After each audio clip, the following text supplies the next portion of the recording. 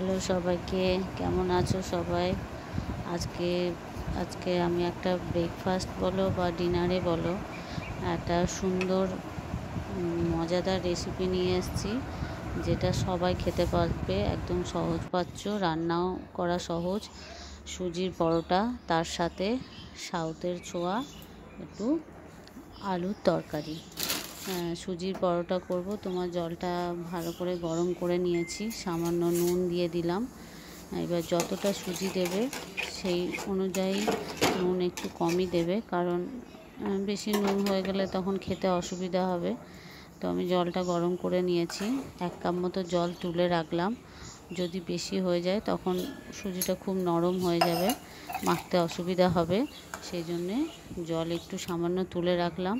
সুজিটা দিয়ে, গ্যাসটা কিন্তু আমার একদম কমানো আছে। সুজিটা দিয়ে এবার ভালো করে জলটার সাথে ওটাকে মিশিয়ে নেব। একদম ঢলঢলে থাকবে না, ড্রাই হয়ে যাবে। সুজি খুব জল টেনে নেয়। আমি নেড়ে নেব, তারপরে তখন যদি জল লাগে, ওই যে জলটা তুলে রেখেছি সেটাই ওর সাথে মাখিয়ে নেব। ভালো করে নেড়ে নিয়ে একটু জল দিয়ে দিলাম, সামান্য, মনে হচ্ছে শুকনো হয়ে গেছে, একটু জল দিয়ে দিলাম।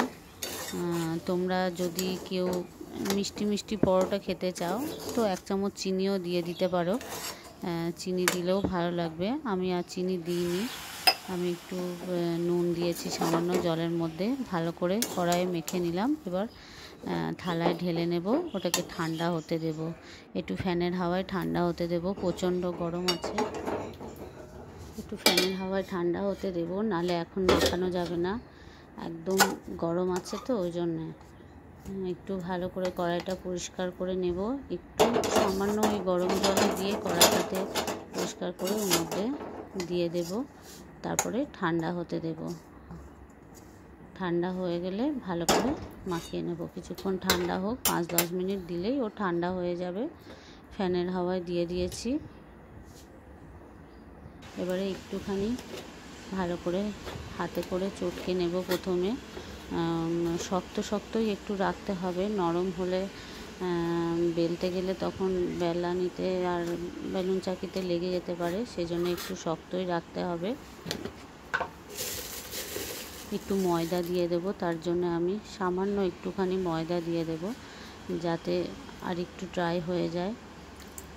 আর একটু জল ছিল, সেটাই আমি দিয়ে দিলাম, গরম জল ছিল সেটা দিয়ে দিলাম। খুব একটু শক্ত হয়ে গেছে, সেটা ভালো করে জল দিয়ে নরম করে ডোটা তৈরি করে নেব। এটা যদি কিছুক্ষণ মাখিয়ে রাখা যায় তাহলেও ভালো হয়, তো আমার মাখিয়ে রাখার এখন সময় নেই, সেজন্য তাড়াতাড়ি করে এখন ডোটা বানিয়ে নিলাম। লেচি কেটে নেব 2 পিস করে, আগে ওটা দুটো ভাগ করে নিয়ে, অনেকটা বড় ডো হয়ে গেছে, তো দুটো ভাগ করে নিয়ে তারপরে লেচিটা কাটবো। ছোট ছোট করে ডো করে নিচ্ছি। তবে সুজির পরোটা একটু বেলতে গেলে একটু সাইডগুলো ফেটে ফেটে যায়, তাতে কোনো অসুবিধা নেই, কিন্তু খেতে খুব সুন্দর হয় আর নরমও হয়। করাও সহজ, খেতেও ভালো আর হজমও হয়। এই গরমে একদম সুন্দর খাবার একটা। গরম কেন, শীতকালেও ভালো লাগে এটা খেতে। বন্ধুরা, আমার রান্নার রেসিপি বা কোনো জিনিসের রেসিপি যদি তোমাদের ভালো লেগে থাকে, অবশ্যই লাইক করবে, শেয়ার করবে, কমেন্ট করবে। যদি ভুল হয়ে থাকে সেটা কমেন্টের মাধ্যমে জানাবে, তাহলে আমি সেটা ঠিক করে নেওয়ার চেষ্টা করব। আর পাশে সাবস্ক্রাইব করে দেবে, সাবস্ক্রাইব করলে মোটিভেট হই, পাশে থাকলে আরও অনেক কিছু করার সাহস পাবো। এবারে আমি বেলে নেব। গ্যাসটাতে এদিকে তাওয়া বসিয়ে দিয়েছি। বেলতে বেলতে হালকা পাশগুলো ফেটে যায়, কিন্তু ফেটে গেলে কোনো অসুবিধা নেই। একটু একটু ময়দা দিয়ে বেলে নিচ্ছি আমি, লেগে যাওয়ার চান্স থাকে, ওই জন্যে। একটু ডোগুলো লুইগুলো একটু মোটা মোটা করে কেটে নিলে বেলাটা একটু ভালো হয়। খুব ছোট ছোট লুই করো না।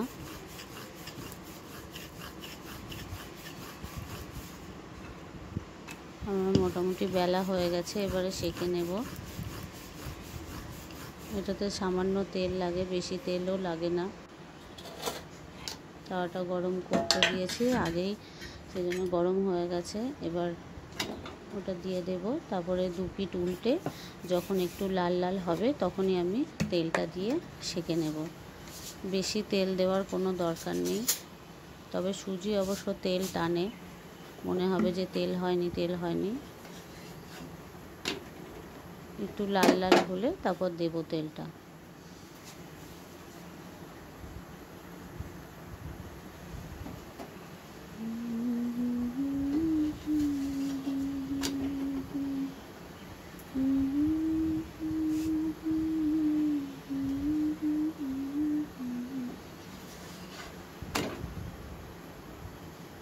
ভালো করে সাইডগুলো চেপে চেপে নিয়ে সেঁকে নিতে হবে যাতে কাঁচা না থাকে। যেহেতু রান্না করে নিয়েছি সুজিটা, সেজন্যে কাঁচা থাকলেও কোনো অসুবিধা নেই, তবে কাঁচা না রাখাই ভালো করে সেঁকে নিতে হবে। তারপরে তেলটা দিয়ে ভেজে নিতে হবে একটু সামান্য।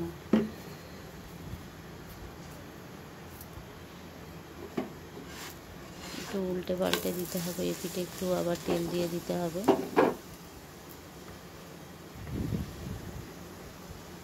করে দেখো বন্ধুরা, খুব ভালো লাগে আর খেতেও খুব সুন্দর লাগে।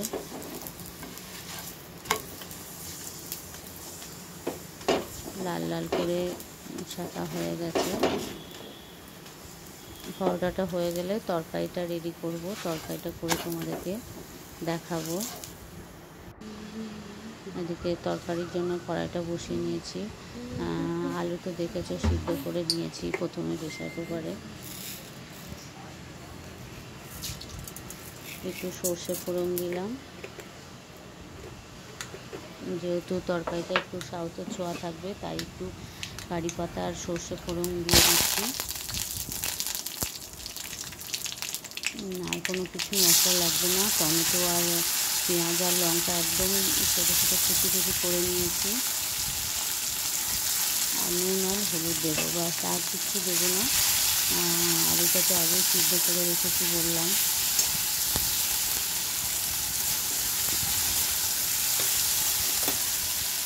ভালো করে ভাজা হলে তারপরে আলুটা দেবো।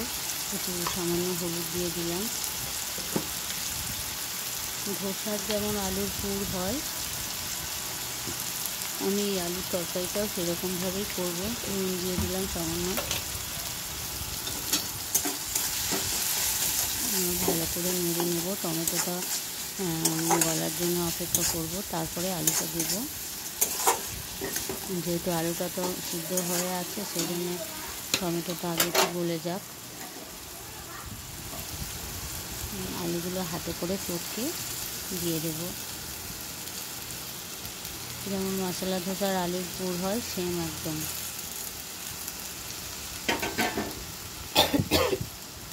একটু নেড়ে তারপরে জল দেব।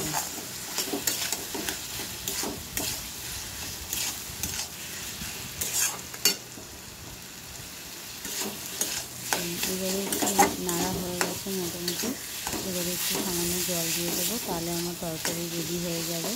এই তরকারিটা তোমরা আলু পরোটার সাথেও খেতে পারো, বা শুধু লুচির সঙ্গেও খেতে পারো, খুব সুন্দর লাগে। করে দেখো, ভালো লাগবে। আর আমাকে জানাবে কেমন হয়েছে আমার রান্নার রেসিপিগুলো। তোমরা করে দেখো কেমন হয়েছে। বাই বাই, সবাই ভালো থাকবে।